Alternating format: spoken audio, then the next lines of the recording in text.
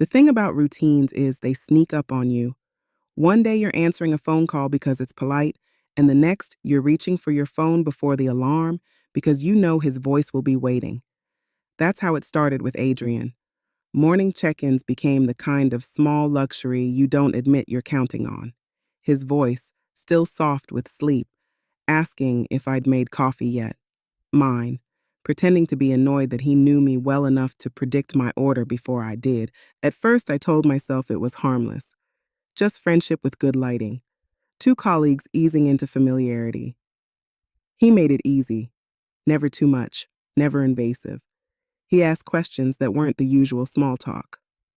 What song do you play when the world feels heavier than you are? What meal tastes like childhood no matter how old you get? Questions that made me stop typing, lean back, and actually think. I learned he was from Baltimore, that he hated ketchup but loved tomatoes, that his grandmother taught him how to shuffle cards when he was 5, and he'd been unbeatable ever since. I told him about my mother's old records, how they made Saturday mornings sound like possibility, about the one scar on my knee from a childhood bike crash I never told my mother the truth about.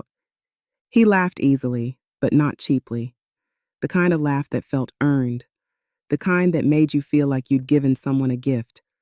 And slowly, almost against my will, I noticed myself softening in places I'd sworn I'd keep sealed. It wasn't dramatic, just small evidence. The way I caught myself smiling at an email before I'd even read it, simply because his name was in the subject line. The way I lingered a little longer in the break room if I knew his meeting ended at the top of the hour.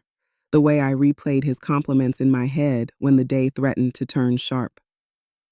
I had rules for myself, of course, strict ones. I didn't stay late just to see if he would.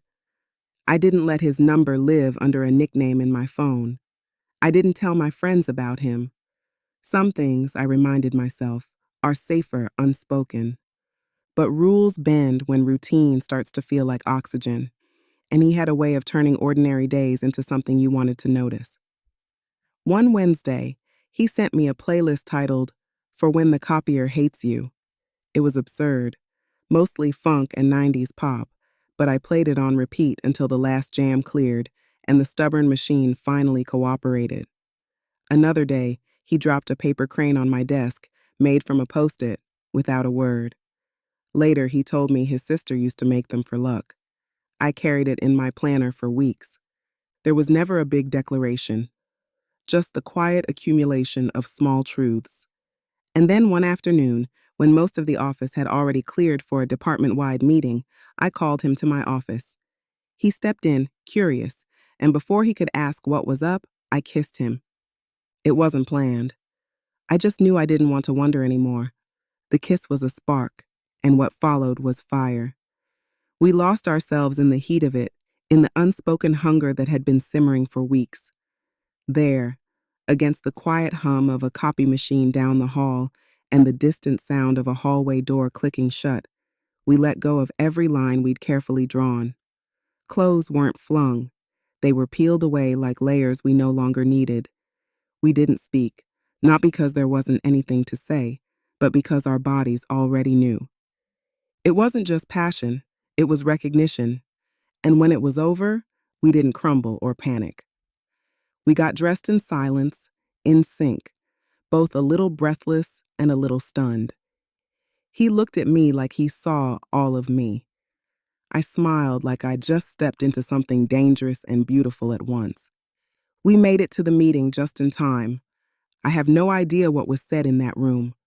I heard words, but none of them mattered, not compared to the heartbeat still echoing in my body, not compared to the memory of his fingers brushing my jaw, or the way his forehead had rested against mine for a single second before we pulled away.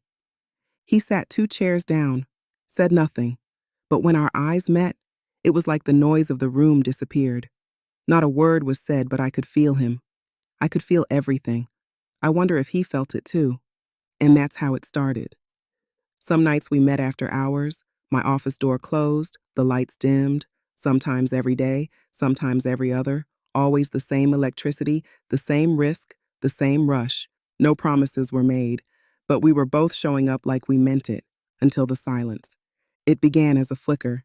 He didn't call that morning. I told myself people oversleep, alarms fail, batteries die. I sent a text. Light, nothing heavy. You're late for your morning report, sir. No response. By noon, I felt a prickle in my chest I didn't want to name. He wasn't in his office. His chair sat empty, computer dark. No coffee cup, no jacket slung over the back. I told myself he probably had an off-site meeting. People do that, but when I asked around, no one seemed to know. He was supposed to be here. Someone said. Strange he didn't show. By 3, the air in the building was restless. It wasn't just me. Others noticed. People checked their phones between tasks, whispered in the break room. I tried to bury myself in numbers, but the spreadsheet blurred. I found myself staring at the cell where his notes usually lived, my eyes searching for something that wasn't there. At 5, I walked by his place. It wasn't far from mine, just a few blocks off a main street. His blinds were closed, no car in the drive. I knocked once, twice, but silence has a way of answering louder than words. By evening, worry had sharpened into something heavier. My phone stayed in my hand like it had fused there. I dialed once, twice, 3 times. Straight to voicemail. I didn't leave a message. Messages felt too small for the hole opening in my chest. I went to bed restless, tossed, listened to the hum of the refrigerator, the tick of the hallway clock, every sound amplified by his absence. It's astonishing how quickly someone can become essential, how one missing call can tilt the ground under you. The next morning, no call. At work, no Adrian. His desk sat like an accusation. People murmured. I stayed professional. Emails, meetings, the kind of busy that feels like armor. But inside, I was scanning every possibility. Accident, family emergency, something he didn't want us to know. By late afternoon, when I was half packed to leave, my phone rang. An unknown number. I answered like a person about to bargain with God. Is this Eden? A male voice asked. Yes, I said, my throat already dry. I'm a friend of Adrian's. He asked me to call and just to let you know he's okay. Relief hit first, sudden and dizzy. Where is he? I asked, already reaching for my coat. There was a pause long enough to change everything, He's in the hospital. the voice said. His wife rushed him there yesterday morning. The word wife landed like a glass shattering on tile. Sharp, irreversible.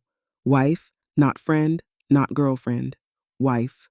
I heard the rest of what the man was saying, something about dehydration, stress, nothing critical. But the only thing that stayed was that single syllable, echoing in the hollow spaces of me I thought I'd walled off. Adrian was married, and somehow I was the last to know.